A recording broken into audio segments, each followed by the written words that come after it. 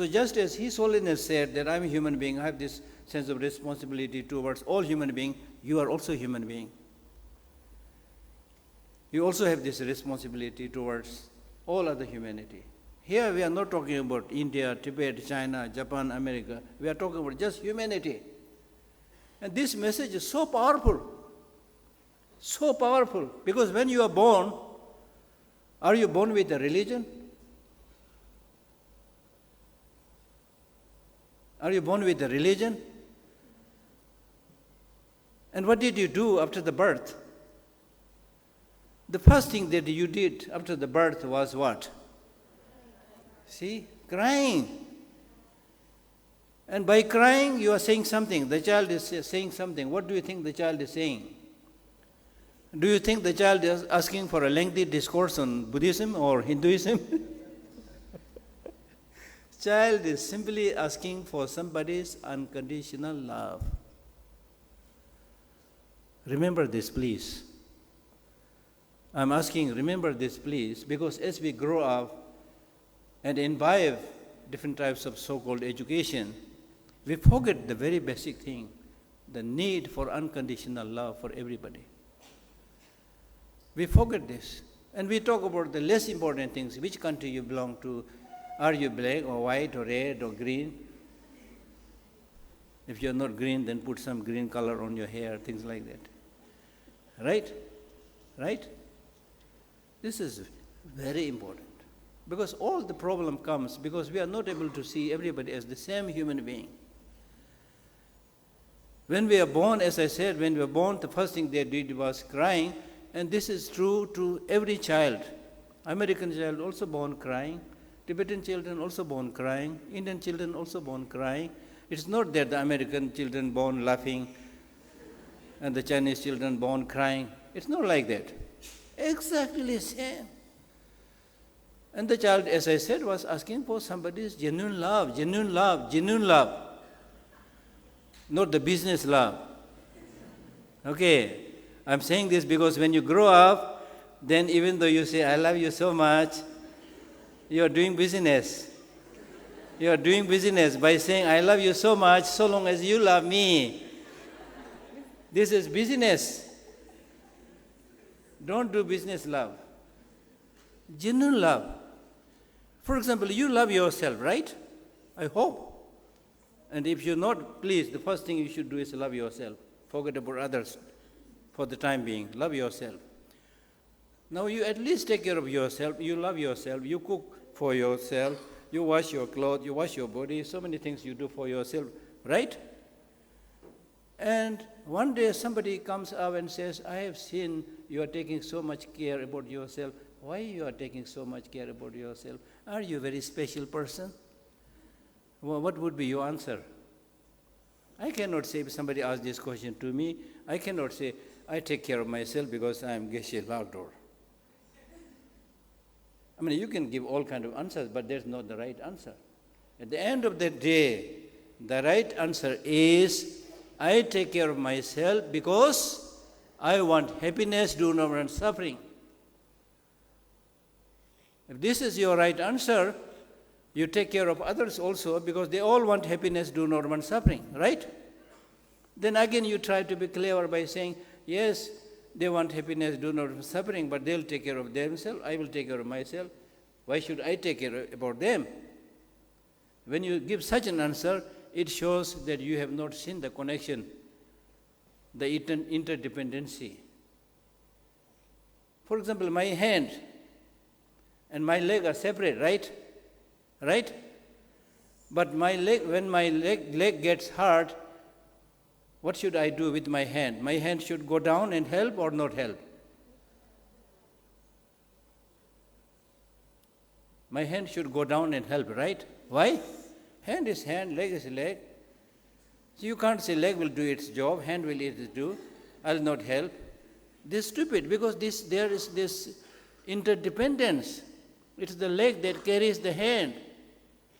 It's the hand that goes down and massages the leg or washes the leg and so forth. They are dependent. Therefore, they have to take care of each other.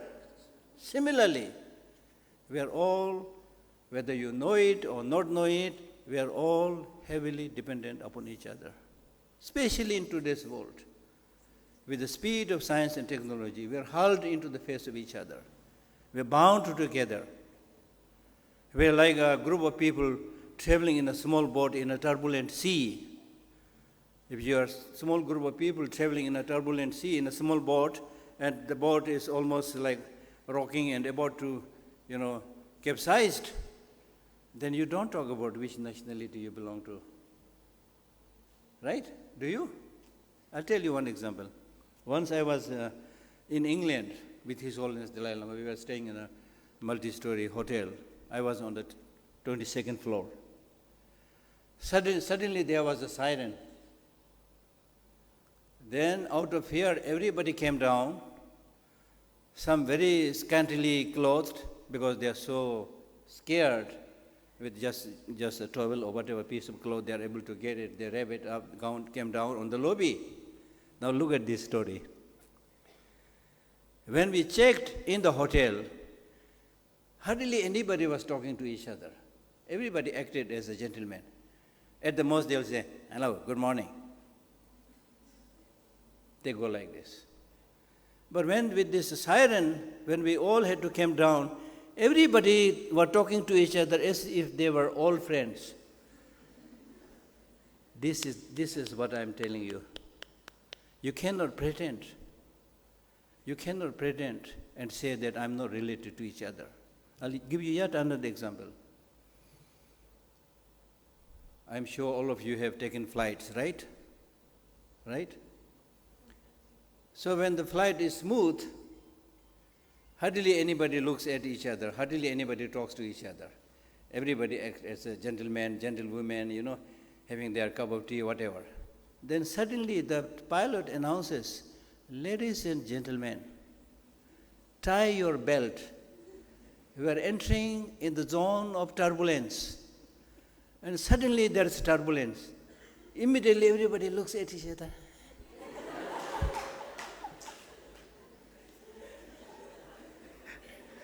This is life. So don't pretend. Before the turbulence comes, be nice. Help each other. Right? So this is what I'm trying to simplify it so that you will remember. I'm not here to give a profound, difficult academic discourse. I'm here to deliver His Holiness's message in a way so that you are able to understand. So therefore, his first commitment is developing fundamental good human values.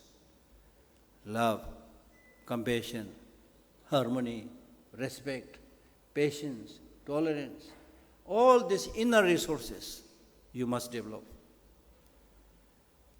If you don't have these inner resources like love, compassion, patience, resilience, if you don't have these inner resources, it is 100% sure you will have a lot of problem in your life. For example, during the COVID-19, today, unfortunately, we live in a world where we think the material facilities will solve all our problems. So we are all running outside.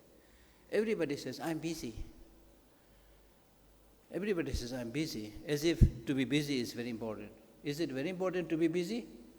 It's not important to be busy, so are the bees. Bees are also very busy. It's not important to be busy. What is important is, what are you busy about? What are you busy about?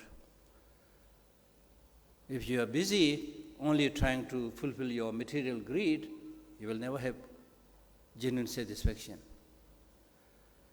Right? So much of the problem that we face today is a clear indication of inner poverty. Inner poverty. If you have this insight, knowledge of the inner capacity, if you have a clear understanding of who you are, if you have clear understanding of what is it that you really want in your life, you will have less problem, much less problem. Much less problem. Because if you go outside, expect something from outside, you're always dependent. And it is unsure that you will get what you want from outside. Right? For example, it's raining very heavily here, right? Now when it's raining very heavily here, this is an outside thing. What should be your attitude? If your attitude is negative by saying, this horrible Mangalore rain, is never ending, you curse and complain, will the rain say, I'm sorry? Will the rain say, I'm sorry, I'll stop raining? It will not say. It's your negative attitude that makes you miserable. So you should accept that it's raining. Take umbrella, or if not necessary, don't go too much outside. Your problem is solved. So it's like that. This is just an example. This is just an example. Many of these problems you can solve very easily if you have the right attitude, right mental outlook. If you don't take care of yourself, nobody can take care of you. This is the bitter truth I'm telling you. Right? So his first commitment is, as a human being, be a good human being. Don't be a greedy human being, thinking that if I have money, this, that, I will have no problem. Even if you become millionaire, billionaire, how much you can eat? Same stomach. It's only greed, right? You need some facility, of course, but not beyond that, right?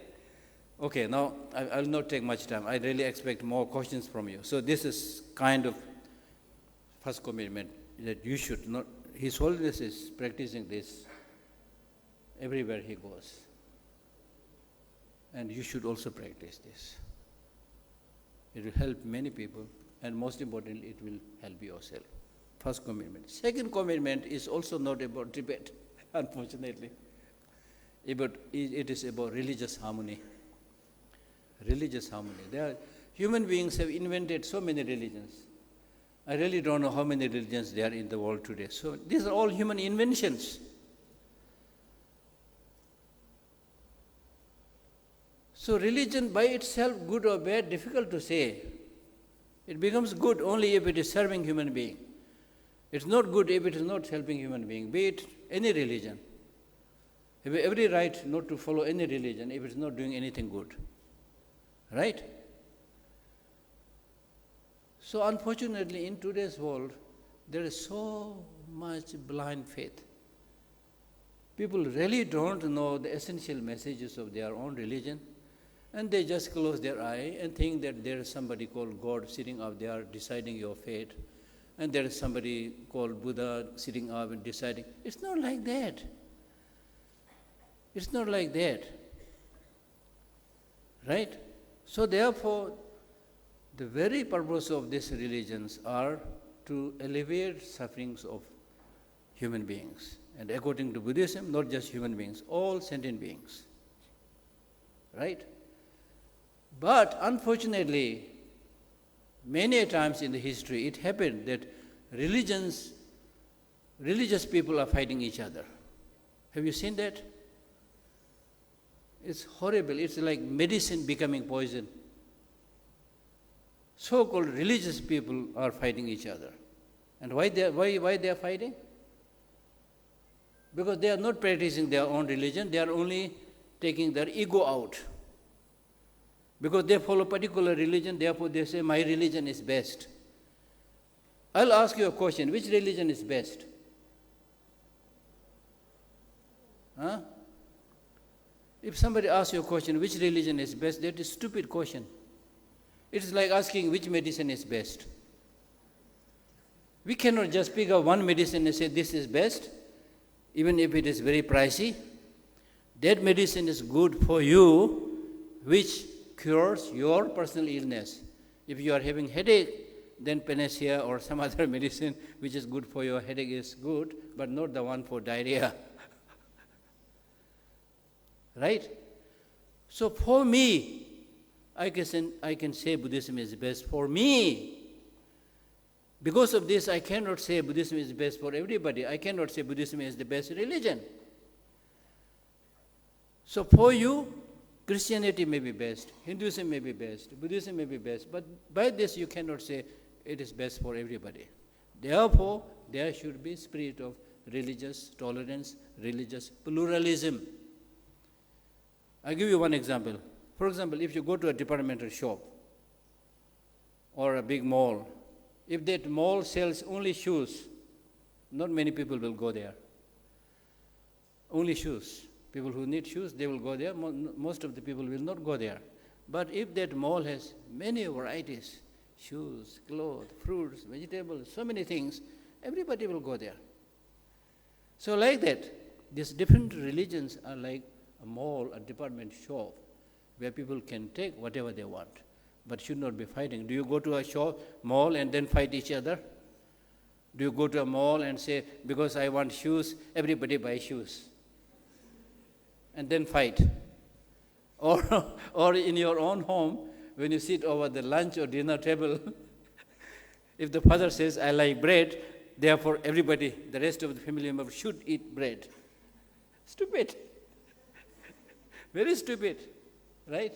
So therefore, the purpose of religion is, philosophically there may be differences, but the purpose and message of all religion is to be kind. So we should not get lost in the philosophical intricacies, but we should follow the message. Because the purpose of all religion is to alleviate our suffering. So therefore you should understand one thing. You should understand. I'll tell you, now I'm going to throw a bombshell. Bombshell, remember this. What is the world population today? Huh? What? I can't hear. Over 8 billion human population, right? All this over 8 billion human population are dead after 100 years counting from today. Am I right or wrong? Am I right or wrong? I'm talking about over 8 billion human population living now. After 100 years counting from today, they're all dead. This is our fate. This is our reality. So where is the room for fighting? Where is the room for exploitation? This short life is for peace, for happiness, for harmony, for sing and dance, whatever you want to do. Do good things, not for fighting. If there are 3 criminals here on the stage, and these 3 criminals are to be killed at 10 p.m. tonight, what should they do? Fight over each other? Exploit each other? Trying to engage in corruption? Because they have only few hours to live. So what should they be doing? They should be praying. They should be consoling each other. They should be talking to each other. That's what you will see if you go to the Ganga Ghat, where every day around 300 people are, dead bodies are brought there. You will learn that. And then in my case, for example, I'm already over 70. Maybe I live another, if I'm lucky, 10 years. But don't worry. According to Buddhism, death means death of the body. There's no death of the mind. If you take good care of your mind, you will always live forever and be happy, better and better. I have no time to explain this here. So this is the thing. So you should, every day, you should be happy. One day, one Western nun came to me and said, Geshe, teach me meditation. She wanted me to teach her some of the formal Buddhist meditations. Then I said, you want meditation? She said, yes. Then I said, this whole morning you go outside and imagine you are a cow, not a human being. Then you will know what is meditation. And live like a cow. Then you will understand what it means to be a human being. Then you will understand. So we should be happy that we are not a cow or a dog or a pig or something. We are human beings, intelligent human beings, with all this living in an air-conditioned room, enjoying all these facilities. Still there are people who are being mean and exploitative and things, which is very, very unfortunate. So therefore I admire the studies that you have chosen here. Because the very reason you are here is with a good motivation. Not only to earn a salary, but to become a nurse or a doctor to help the sick people. So I admire such institutions. Right? So therefore, there should be respect to all religions. Every religion should be respected and live in harmony. This is the second commitment. The third commitment is about Tibet. You can see the beautiful way His Holiness is explaining. He is a human being, must take responsibility of human being. He is a religious person, think about religious harmony. Thirdly, he is a Tibetan, therefore he must do something. But he is not interested in politics. He is not interested in becoming the leader. He was the chosen leader of Tibetan people. But he said, no, it is not good to hang on to political power. And he devolved his political power in 2011 and asked the Tibetans to select their leader through election. Now we have elected system of leadership, and Tibetans are following very faithfully the democratic system of, choosing their leaders. But as a Tibetan, he will continue to work to preserve the Tibetan environment, to preserve the unique Tibetan culture, to preserve the unique Tibetan language, which is the basis of Tibetan culture, Tibetan Buddhist philosophy and things like that. Then, of course, Buddhism, the Tibetan religion. Now, in terms of the importance of preserving the Tibetan environment in Tibet, Tibet is the source of all the major rivers falling into Pakistan, falling into Vietnam, falling into China, falling into India. So now, unfortunately, this is in the hand of the new ruler, who is damming all these rivers, diverting all these rivers. So His Holiness is very concerned about that. Not only just Tibet, but for all the neighboring countries. Today, Tibet is under the rule of the Communist Chinese government. The Chinese government came to Tibet without any invitation. So His Holiness very gently calls them uninvited guests. And His Holiness always says the problem with Tibet is, in Tibet we have uninvited guests. You know the problem. If somebody comes in your room without being invited, you know the problem, you see. First of all, you don't like that person. You've never invited and intruded in your room. Right? That's the problem. The second problem is the Chinese leaders, unfortunately, today have mouth, they have no ear. They don't want to listen to the problem. His Holiness has always been talking about dialogue and negotiation, and even went forward saying that I will not talk about Tibet being a part of China, just give us genuine autonomy. We can live in harmony. World is changing. Let us live in harmony. But they don't listen. They have no ear. They only have mouth. So that's the problem. Okay? Then the fourth commitment is preservation and promotion of ancient Indian tradition. Preservation and promotion of ancient Indian tradition. This is very important for the younger generation. Don't just go for the Western way of, being materialistic. As I mentioned already, unless you have the inner resources, you can never be happy in your life. And India has a very rich ancient Indian tradition. The religion, the original religion that came out in India is a religion of dialogue. It's a religion of negotiation. In the Gurukul system of India, the students ask any kind of question to the teacher. So there is a process of dialogue, questioning and answering, and thereby learning. And there is a rich tradition of reasoning, using the reason, and there is a rich tradition of regulating your emotions, changing your negative mind to the positive mind. That's there.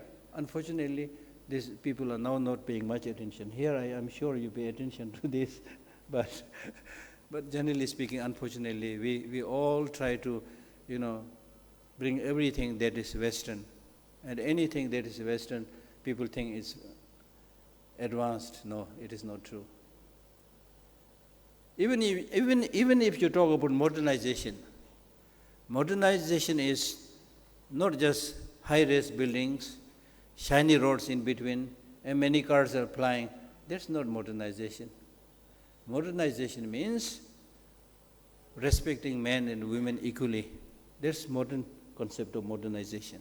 Modernization means paying respect to people in accordance with their capacity, not in accordance with their family and lineage. That somebody is king's son, somebody is queen's son, not like that, but depending upon capacity. These are concepts of modernization, even if you think in terms of modernization, right? So therefore, India, with its very rich 1,000 years tradition of regulating emotions, finding out about what is positive emotion, what is negative emotion, and then enriching, strengthening the positive emotions, and denigrating and reducing the negative emotions. That's very rich there in India. And that is not based on blind faith, it is based on knowledge and reasoning. So this tradition should be further strengthened with more attention. I have been telling my Indian friends that India's greatness should be shown in soft power, not hard power. We need hard power because of neighboring countries, unfortunately. But your greatness should be shown in soft power. Soft power means power of culture, power of humility, power of decency, power of love, power of compassion, power of nonviolence, which Gandhi brought in the system of politics also. So that's what we need. So these are the 4 principal commitments. We use the word principal commitments because he has so many commitments. So this is very easy for all of us to understand and apply, and it will not do any good just by talking, but we need to live these teachings, practice these teachings as much as possible. Think more about others, not just yourself. Of course, you need to take care of yourself, but don't think just yourself alone. Think about others also. Your mind will open up. You will be happier. If you think just about yourself, your focus will become narrow. Once I attended a scientific and Buddhist discourse conference in the outskirts of New York many years back. There a scientist came up with his data saying that people who always talk about I, me, and mine, they are prone to all kind of illnesses, including heart attack. Why? Because you are only focusing on yourself, I, me, and mine, which is very small focus. And within this small focus, even if there is a small problem, you tend to see it as if it is unsurmountable, and you get problem. On the other hand, if you open your heart and think about everybody will look beautiful. Everybody will look handsome. Handsome and beautifulness is not just the facial expression. It is how you see things. I have seen mothers who are full of praise to their child, who may be, physically speaking, not very handsome, maybe uneven, big head, but the mother is full of praise because beauty lies in the eye of the beholder. So if you have this love and affection to everybody looks nice, everybody looks wonderful, everybody looks amazing. So it's your attitude that makes difference, right? Thank you. I'm talking too much. Thank you. Few questions.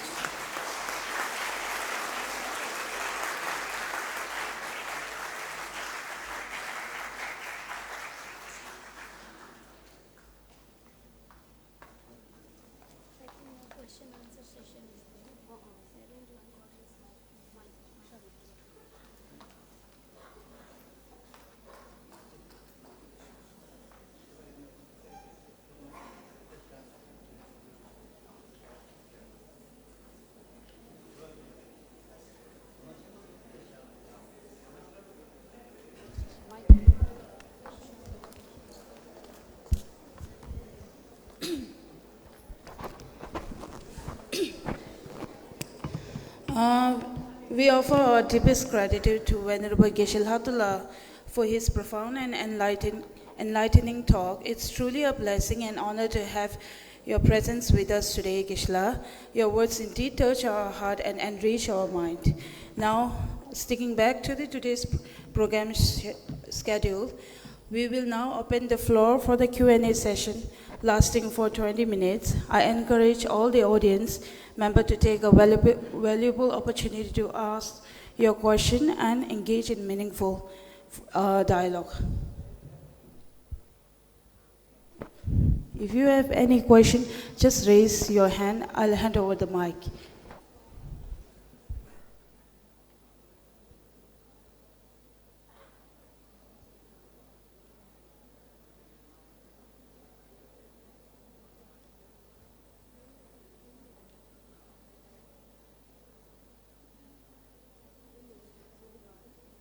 Hello. Okay, just for information, if you have any doubt on today's talk, you can ask anything related to today's topic.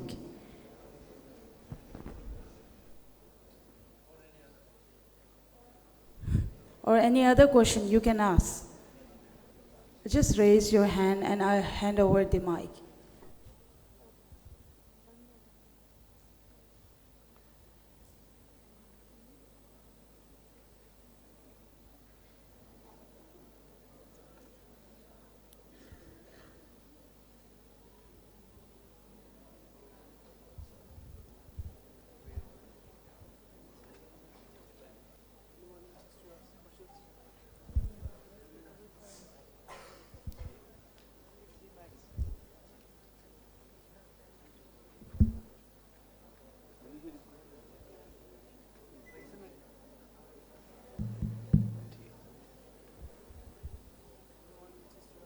No question?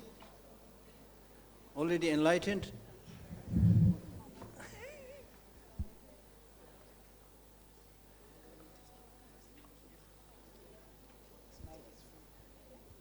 The first person going to ask question is very brave one. Then the rest will follow. Dear. If you feel more comfortable asking the question in English, please do so. In Hindi, please do so. In Tibetan, please do so.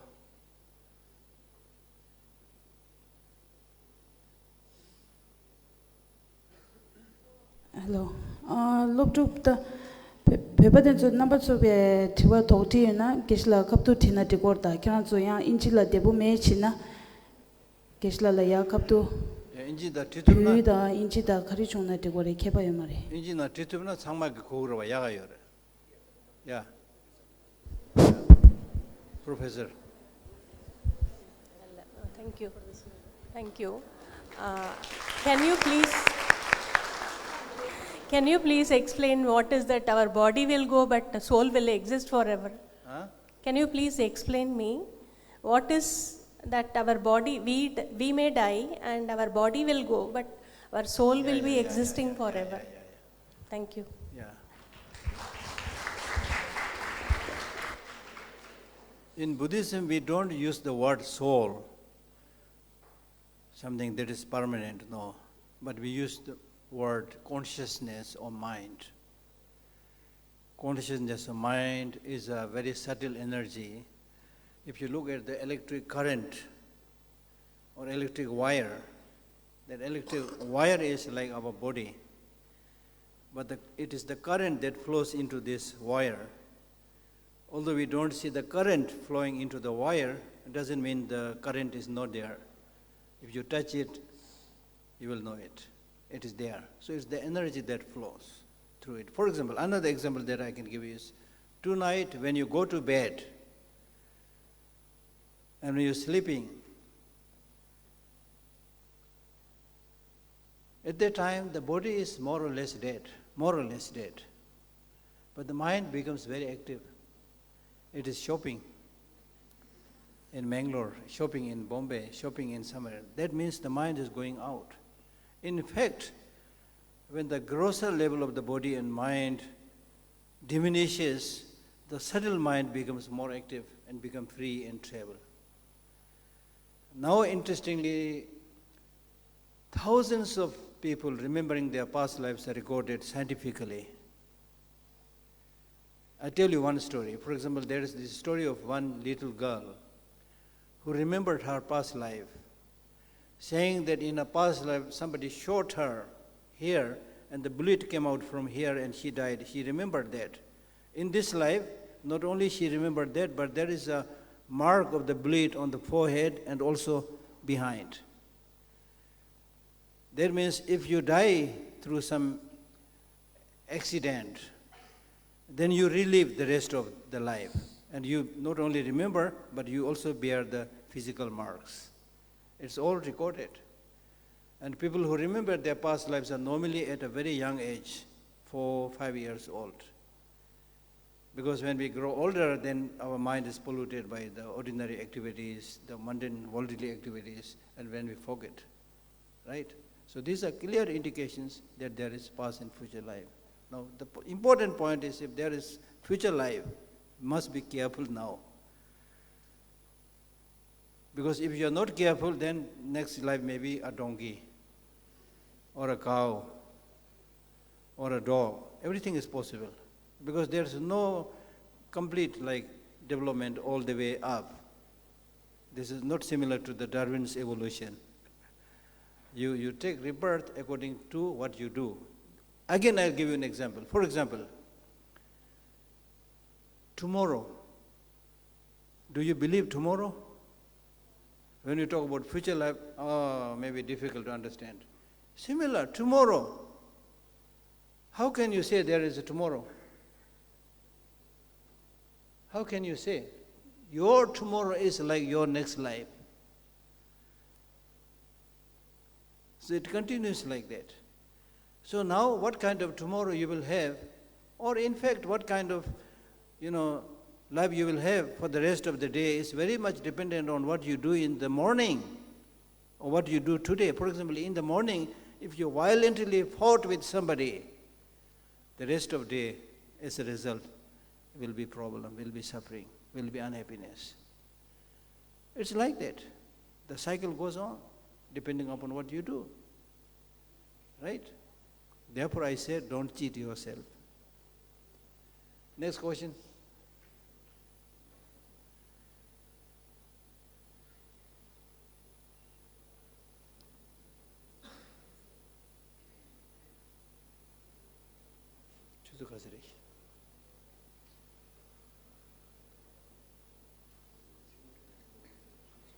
Must be hungry,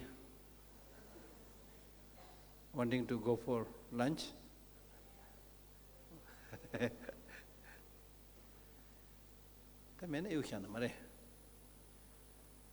Shall we stop then?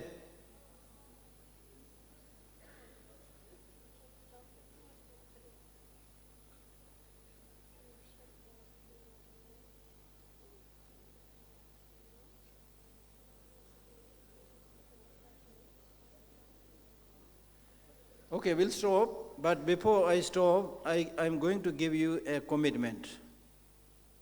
Commitment. His Holiness has this 4 commitment, but in addition to that, I'm giving you another commitment, which is in line with His Holiness thinking.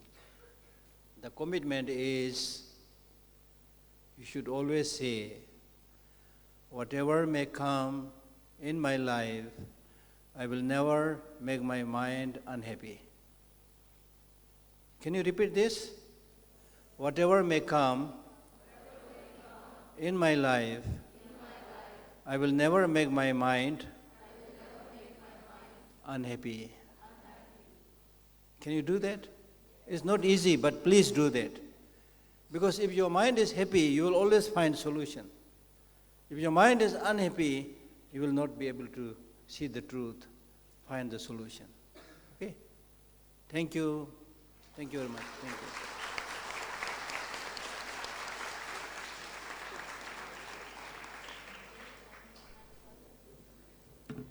Okay, as we are keeping up into our schedule, we will now conclude the Q&A session. Thank you all for your active participation. Now, with deepest respect, I would like to request our Venerable Geshe Lhakdor to kindly do the honor of presenting a special same set of 6 books authored by His Holiness the 14th Dalai Lama to the Niti University Library. I also most respectfully request Madam Vice Principal to kindly come forward to receive this meaningful gift on behalf of the institution library.